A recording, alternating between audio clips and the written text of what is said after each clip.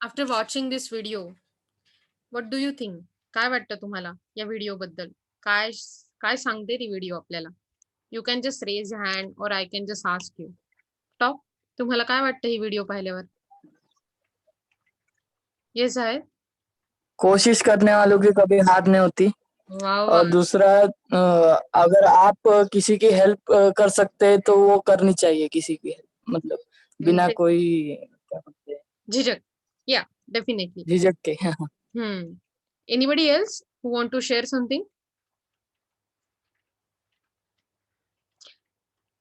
Okay. So thanks Jai, because it was very apt. कोशिश करने वालों की कभी हार नहीं होती. अटल जी की एक पोएम थी. Yes, correct. Kirti, very good. अपयश आलं तरी खचू नका. So you you have seen right that वो बहुत छोटा पंछी था. खूप छोटंसं पक्षाचं पिल्लू होतं आणि भरपूर भीती वाटत होती लाटेची. आता या लाटेला आपल्या आयुष्यात येणारी जर संकट, हमारे लाइफ में जो भी ट्रेजेडीज होते हैं, प्रॉब्लम्स होते हैं, इशू आते हैं, तो वो कंसिडर कर लेते हैं. ओके. अगर ये इश्यूज है, अगर ये ट्रेजेडीज है, तभी भी आप ऐसे कर ही सकते हो कि आप जो भी आपके पास टैलेंट है, जो भी आपके पास चाह है, इच्छा है, okay, you can just grab the opportunity. त्याला पाण्याची भीती वाटत होती, पण त्या छोट्याशा खेकड्याला किंवा किड्याला बघितल्यावर त्याच्या लक्षात आलं, की जर मी त्या वाळूत असं आत जाऊन फर्म राहिलो, संकट कितीही आलं तरी मी पाय घट्ट रोवून उभा राहिलो, तर मला आतल्या नव्या अपॉर्च्युनिटीज दिसणार आहेत. त्याच्यासाठी नवं खाणं. त्याने इनोव्हेट केलं, की मी माझं खाणं कसं शोधेन आणि त्याने भरपूर सारं फूड मिळवलं. हे मी तुम्हाला आज का सांगते? कारण आज आपल्या लेक्चरचा पुढच्या वर्षीचा पहिला दिवस आहे. बरोबर? तुम्ही टी-वायला म्हणजे लास्ट इयरला आलात मित्रांनो आणि मैत्रिणींनो. So we have to remember that there will be lockdown, there will be problems, there will be corona outside, there will be many more other problems. पण यात स्वतःचं करियर, खुद का जो जॉब हमें ढूंढना है वो, there will be any problem, but still we have to find whatever we want and we have to achieve it. कुछ भी हो, हमें वो अचीव करते रहना है. शायद आज ना अचीवमेंट मिले, लेकिन हमें अपना ट्राई नहीं खोना है. हमें ट्राई ट्राई ट्राई करते रहना है. सो जो जायद ने बोला था, कोशिश करने वालों की कभी हार नहीं होती, क्योंकि अगर कोशिश नहीं की तो हार फिक्स है. अपयश नक्की आहे जर प्रयत्न केलेच नाहीत तर. अटल जी, अटल बिहारी वाजपेयी, आपको सबको पता होगे, तो उन्होंने ये पोएम लिखी थी. नन्ही चींटी जब दाना लेकर चढ़ती है, 100 बार फिसलती है, गिरकर चढ़ना, चढ़कर गिरना, कोशिश करने वालों की कभी हार नहीं होती. आणि म्हणून मला असं वाटतं, की हे आपल्या सगळ्यांसाठीच आहे. टी-वायमध्ये आलाय. मी नाही सांगणार हार्ड करा, बट स्मार्ट वर्क करा. जो भी कर रहे हो स्मार्टली करो. शायद आपको नहीं आए, तो सीख लो. जो भी नया-नया सीख पाओ. कोई भी चीज अगर आप सीखते हो, तुम्ही काहीही गोष्ट शिकता, it will never go waste. वो कभी भी वेस्ट नहीं होता. कधीच नाही. तुम्हाला नेहमी उपयोगी येतं आणि म्हणून मला वाटतं तुम्हाला याचा फायदा होईल. सो मी तुम्हाला काही खूप मोटिव्हेशनल लेक्चर वगैरे देणार नाहीये बरं का. पण मला असं वाटतं, की तुम्हाला हे गरजेचं आहे. तुम्हाला जर काही शिकण्यात, काही करण्यात अडचणी येत असतील, please feel free to contact. कधीही तुम्ही आम्हाला कॉन्टॅक्ट करूच शकता, कधीही शिक्षकांना.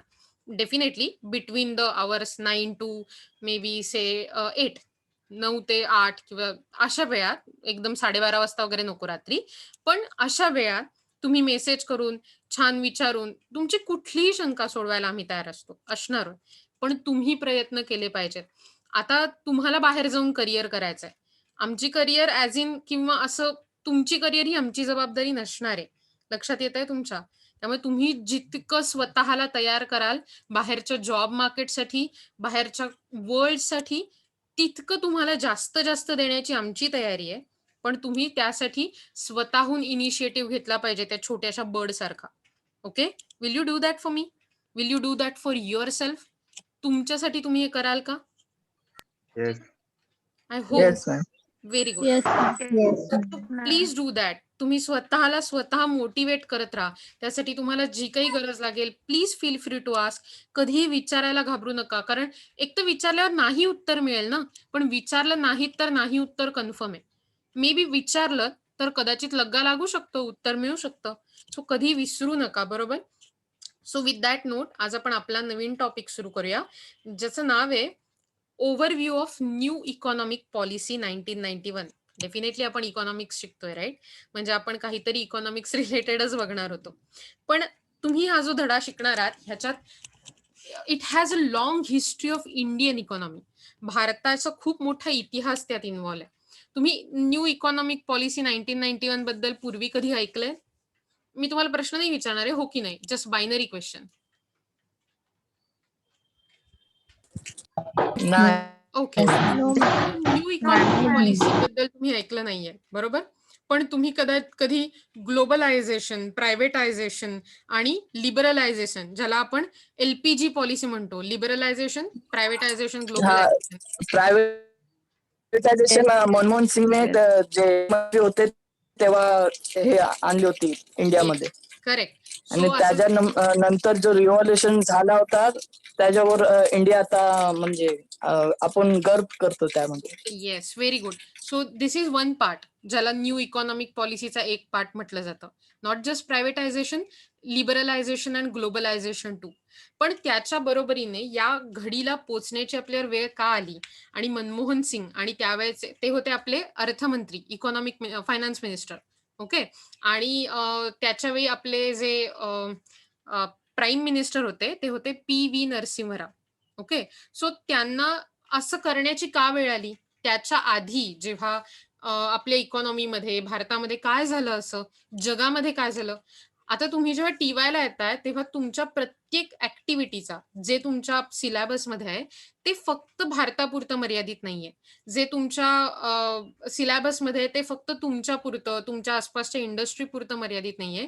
It depends on all the way around you. म्हणजे सगळ्या जगाबद्दल आहे आणि त्या जगातल्या मोठ्यात मोठ्या घटनेचा तुमच्या छोट्यात छोट्या लाईफवर कसा परिणाम होतो हे बघणं महत्वाचं आहे. ओके. सो सिम्पली सेईंग असा विचार करा की जगात कांद्यांची किंमत बदलली. ओके, ऐका हा. अगर पूरे वर्ल्ड में ग्लोबली ओनियंस की कीमत बढ़ जाती है, देन हमारे यहाँ बर्गर्स, वड़ा पाव या फिर सबकी कीमत बढ़ जाती है. Do you know that? क्यों ऐसा होता है? सब में ओनियन यूज होता है, राइट? इंटरनेशनल रेट बढ़ने की वजह से। करेक्ट.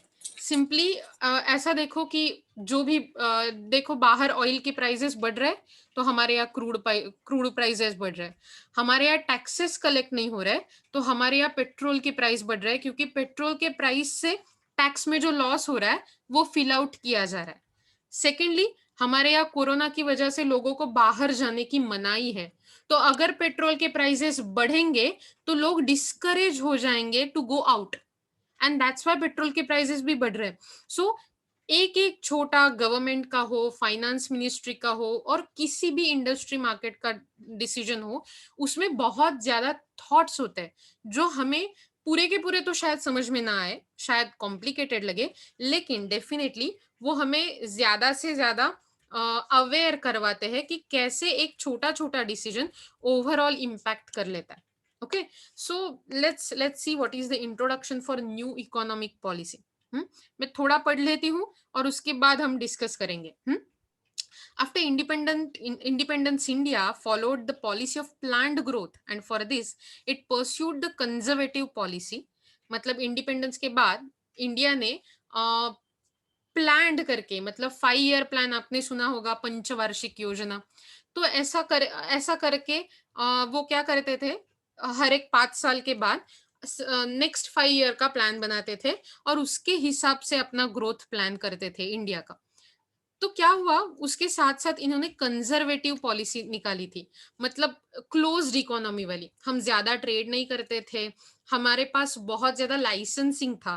मतलब अगर आपको शायद आपको पता है, रेट हर हर आपके फोन में रेडियो रहता है ना, FM, हर एक फोन के ऐप में यस है। हो. है. हाँ, yes. हाँ, तो मतलब अभी FM तो कुछ बात ऐसी है ही नहीं कि वो कुछ हमें ऐसा लगे oh my god I have FM, I have radio. ऐसा तो कुछ नहीं होता. It is not like that, right? तो कारण असं आहे त्याचं, कारण आता आपल्याला सहजच अवेलेबल होतं. पण तेव्हा साधा रेडिओपेक्षाही छोटं ट्रान्झिस्टर, म्हणजे अगदी बेसिक डिव्हाइस घ्यायचं झालं तरी सरकारकडे अर्ज करायला लागायचा की आम्ही घेऊ शकतो का, आम्हाला लायसन्स देता का.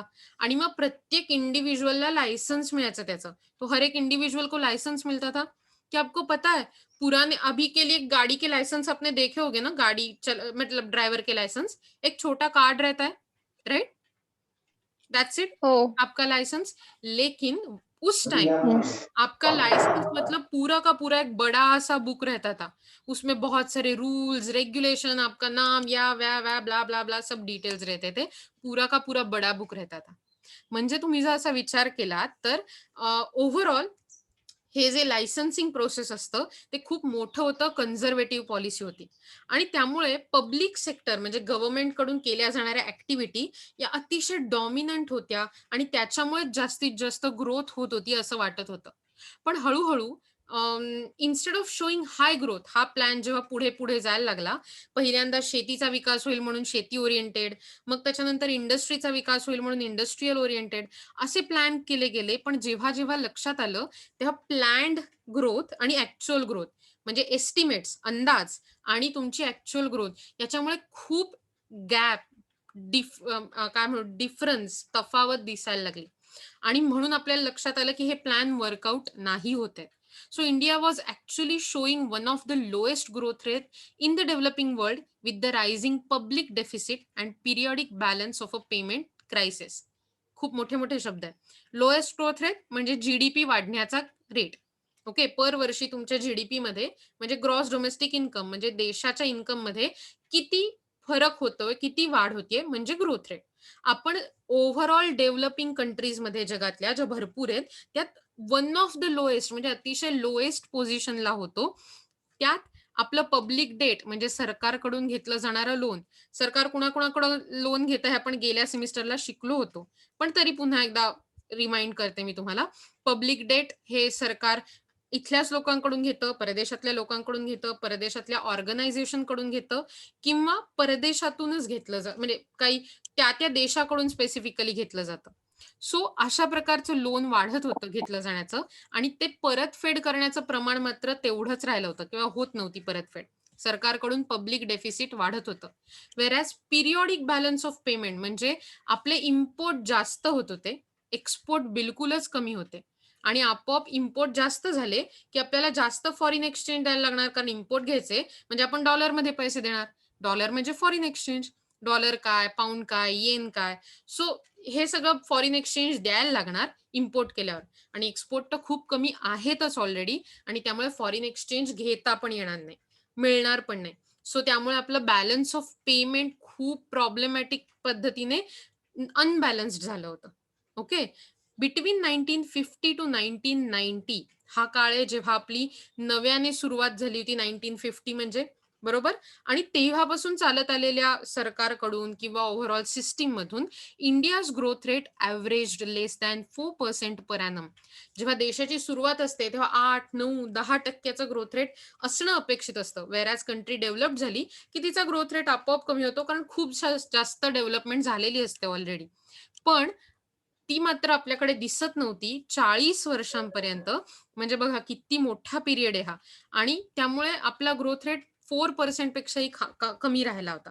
Public sector did not live up to the expectations of generating surpluses म्हणजे profit to accelerate the pace of capital accumulation and help reduce inequality. म्हणजे समाजात जी असमानता आहे, मे बी सोशल असमानता असेल, सामाजिक असमानता असेल किंवा इन्कमची असमानता असेल, ती किंवा मोठ्या प्रमाणावर कॅपिटल जनरेट करणं हे पब्लिक सेक्टरला जमत नव्हतं आणि म्हणून government of India has announced new economic policy that is NEP in 1991 by the late prime minister mister Narasimha Rao P V. Narasimha the new economic policy 1991 comprises of various policy measures and changes introduced since 1991 आणि त्याच्यामुळे आपल्या देशात जास्तीत जास्त competitive environment create व्हायला लागलं. Okay. इथपर्यंत तुमच्या लक्षात आलंय मी काय सांगितलं ते नक्की? काही शंका आहे? नाही? हो? कंटाळा आलाय? No ma'am. ओके. सो तुम्हाला जर काही शंका असल्या तर तुम्ही मला विचारणं अपेक्षित आहे. ओके. आपण एक रिअल लाईफ सिनारिओ बघतोय आपल्या देशातला. मग आता ऍक्च्युली जर न्यू इकॉनॉमिक पॉलिसी आपल्याला घ्यायचीच होती आणि आपल्याला गरजेचंच होतं 1991 ला. तर काय बरं कारणं होती? What were the reasons to get new economic policy in India? क्या क्या रीजंस थे? तो पहला रीजन जो आपको नोट्स में लिखना है, देखो पहले तो आपको इंट्रोडक्शन का एक पैरा क्रिएट करना होगा, राइट? जो न्यू इकोनॉमिक पॉलिसी के बारे में बात करेगा. You can say that new economic policy कब बनी, एक एक लाइन में क्यों बनी, कौन प्राइम मिनिस्टर थे और उसके साथ क्या-क्या चेंजेस हुए. ये हुआ आपका इंट्रोडक्शन वाला पैरा, अगर आप नोट्स निकाल रहे हो. और फिर ये रीजंस भी आपको लिखने होंगे at least in a short point, so that जब आपको बड़ा वाला डिस्क्रिप्टिव पेपर लिखने को आए, तो आपको ये पूरा लिखना पड़ेगा. मुझे नहीं लगता इस टाइम आपको एमसीक्यूज आएगा, लेकिन we don't know that yet. It's just my opinion. Okay, कोई भी ऑफिशियल कुछ भी नोटिस नहीं है इसकी और अभी आएगा भी नहीं जब तक एग्जाम्स नहीं आते. तो हमारे लिए दोनों के लिए प्रिपेयर करना पड़ेगा, एमसीक्यूज के लिए छोटे डिटेल्स और बड़े डिस्क्रिप्टिव आंसर्स के लिए हमारे नोट्स. ओके, तो इसमें से पहला वाला जो बड़ा वाला आंसर हो सकता है, what are the needs for NEP, और क्यों कर दिया एनईपी. तो पहला रीजन है फिस्कल डेफिसिट. तो फिस्कल डेफिसिट मतलब गवर्नमेंट का जो खर्चा है वो गवर्नमेंट के इनकम से बहुत बड़ा होना, इसको फिस्कल डेफिसिट बोलते हैं. समझ में आया concept? So, since 1980, the fiscal deficit has been increasing in India. The government expenditure was increasing, but the government revenue could not increase due to slow economic growth. तो जैसे कि आपका इकोनॉमिक ग्रोथ होता है तो क्या होता है, प्राइमरी, सेकेंडरी और टर्शरी सेक्टर मतलब सर्विस सेक्टर आपके पास रहते हैं. खेती बाड़ी जो भी है और उसके related business, farming end farming related, वो प्राइमरी में आते हैं. इंडस्ट्रियल जो बिजनेस होता है मैन्युफैक्चरिंग रिलेटेड, वो सेकेंडरी में आते हैं. और टर्शरी सेक्टर में या फिर third sector we can say, उसमें सब सर्विस ओरिएंटेड आते हैं. तो जैसे कि आपके पास फार्मिंग का प्रोडक्शन बढ़ता है, एग्रीकल्चरल डेवलपमेंट होता है, तो ही उसका रॉ मटेरियल का इस्तेमाल करके आप सेकेंडरी सेक्टर में जा सकते हो. सेकंड सेक्टर में मतलब आपका मैन्युफैक्चरिंग बढ़ता है, क्योंकि आपको मैन्युफैक्चरिंग के लिए मशीनरी चाहिए, लेबर चाहिए, टेक्नोलॉजी चाहिए और रॉ मटेरियल भी चाहिए. तो हमारे पास रॉ मटेरियल की भी कमी थी क्योंकि हमारा फार्मिंग भी ग्रो नहीं कर रहा था, और ये टेक्नोलॉजी, मशीनरी ये भी कम थे क्योंकि हमारा कैपिटल एक्यूमुलेशन नहीं हो रहा था. तो मतलब आपका इकोनॉमिक ग्रोथ स्लो है. तो टर्शरी सेक्टर की बात ही मत करो. वो तो 1990 के बाद उभरने लगा, 2000 के बाद तो मतलब it's going like it is succeeded with flying colours. Okay, अब तो सर्विस सेक्टर की चलती है ऐसा हम बोल सकते हैं इंडिया में. लेकिन इसीलिए इंडिया को back office of the India, sorry, back office of the world ऐसा बोला जाता है, क्योंकि इंडिया सर्विस प्रोवाइडर रहता है. It takes outsourced work and process it and give them back. So service sector बड़ा ही तेजी में चल रहा है, खूप तेजीत आहे सर्विस सेक्टर. ओके, पण फॉर दॅट मॅटर 1980 किंवा 1990 पूर्वी फिस्कल डेफिसिट खूप जास्त होतं. गव्हर्नमेंटला खूप जास्त खर्च करायला लागत होता. कारण गव्हर्नमेंटकडून उत्पन्न तेवढ्या प्रमाणावर बनत नव्हतं. आपला इकॉनॉमिक ग्रोथ रेट खूप स्लो होता. National debt constituted 60% of GDP in 1991. एक असा सिनारियो क्रिएट करा, तुम्हाला जर समजा 10,000 रुपये उत्पन्न मिळत आहे, आपको आपका इनकम 10,000 मिल रहा है. ओके, और उसमें से क्योंकि आपने लोन लिया है घर का कुछ काम करने के लिए या फिर गाड़ी लेने के लिए, ऐसा कुछ लोन लिया है, तो या फिर घर चलाने के लिए भी लोन, क्योंकि 10,000 अगर इनकम है, तो वो काफ़ी नहीं है अभी के लिए, ऐसा आपको लगता है, तो आपने लोन लेकर रखा है. तो लोन रीपे करने के लिए या फिर जो भी इनकम हो रहा है, वो 10,000 का इनकम है और उसमें से 60% मतलब 6,000 रुपए तो लोन के ही है. मतलब आपका एक्चुअल इनकम 4,000 है और लोन में से 6,000 रुपीज आ रहा है.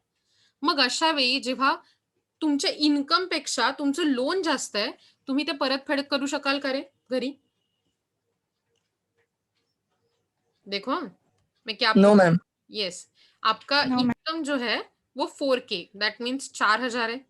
ओके, 10,000 टोटल इनकम आपको लगता है अगर इकोनॉमी में, आपके घर के इकोनॉमी में, दैट इज जीडीपी. तो जीडीपी में से 4K आपका एक्चुअल प्रोडक्शन है और 60% मतलब 6,000 ये जो है वो आपका लोन से आ रहा है. ओके, तो मतलब अगर आपने पूरा का पूरा आपका खुद का इनकम भी खर्च कर लिया तो आपका लोन मिट जाएगा क्या? Can you repay the loan? No, because you don't have enough income to repay No, the ma'am. Loan.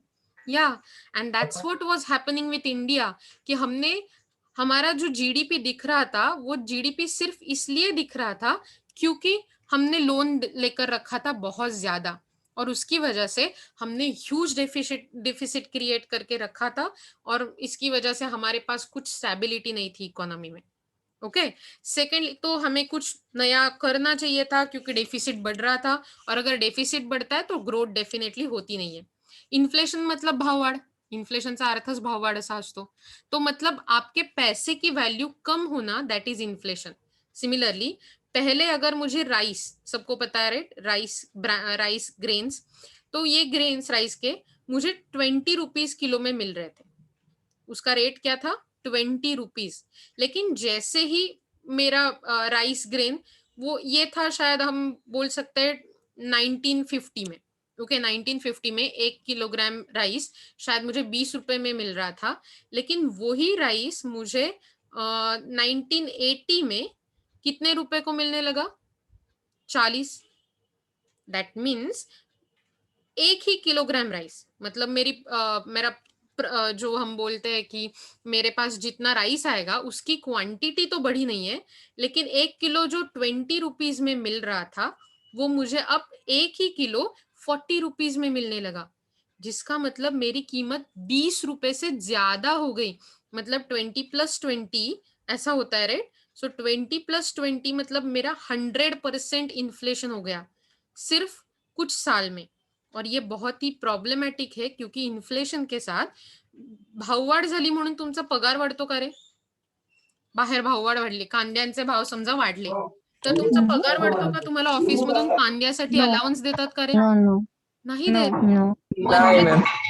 Correct, म्हणजे तुम्हाला जेवढं इन्कम आहे तेवढ्या बदल्यात तुम्हाला अलाउन्स नाही इन्कमच्या बदल्यात तुमची भाववाढ जास्त आहे, आणि त्यामुळे आपोआपच देशाचं शोषण व्हायला लागतं, किंवा असं आपण म्हणू की देशातल्या लोकांचं स्टँडर्ड ऑफ लिव्हिंग, जगण्याची पद्धत, जो जीने का तरीका होता है वो पूरा का पूरा डाउनवर्ड जाता है, down market, we can say not market, लेकिन कम हो जाता है उसका क्वालिटी।